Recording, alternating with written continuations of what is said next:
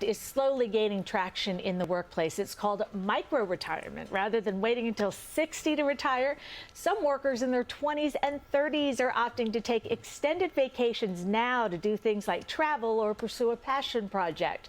According to a survey from job search app Handshake, nearly 80% of recent college grads have expressed interest in taking time off from work. And to talk more about this phenomenon is executive coach Liz Bentley. Good morning. Good morning, Cindy. Thanks for having me. Yeah, I have so much to learn about this. I'm like, what? So what are the pros and cons of micro-retirement? Micro-retirement can be a great opportunity to take a break from your career and your work life, and it can look different at various ages. So for example, in your late 20s or maybe your early 30s, you want to take a year or two off to travel the world, live in different places, and do things you can't do on a 1 or 2 week vacation. Maybe in your 30s or 40s, you want to take a break from work and all the pressures from work to raise your kids.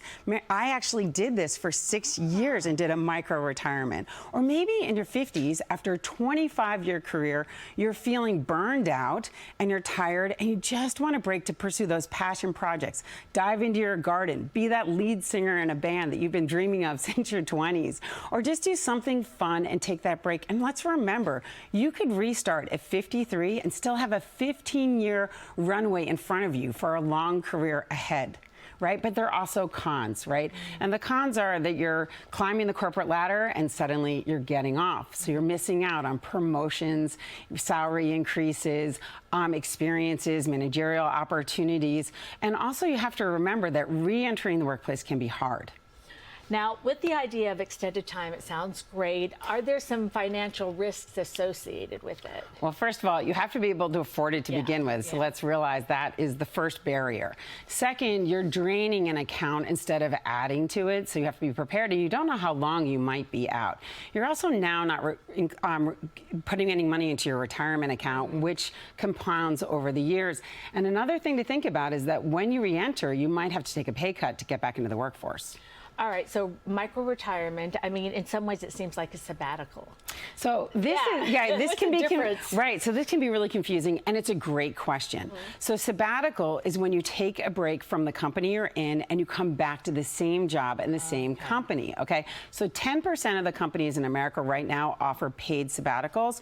29% offer unpaid sabbaticals. So let me give you an example. Microsoft, after you've been in the company for 10 years and you're senior director or above, you are eligible for an 8-week sabbatical. I have a friend actually who just did it. Now, when you do micro-retirement, you're leaving the company, you're leaving the job, and you're coming back to something totally different. Okay.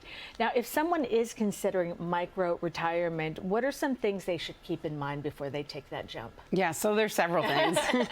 First, make sure you have the financial cushion and the ability to do that. Second, you should be aware that the re-entry could be difficult and be thinking about what that's going to be. You're also going to lose skill sets during that time because, look, we know the world is changing so fast with technology and everything around you. You also have to consider health care. What's your health care options and how are you going to make sure you're taking care of yourself?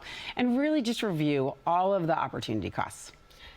Still, sounds so good, though. So, thank you so much for opening that world to us. Well, I think one thing we always have to remember is that we really have 50-year careers in today's world. So taking 1 or 2 years off in the whole scheme of things is not that long. All right. Liz, thank you very much. Really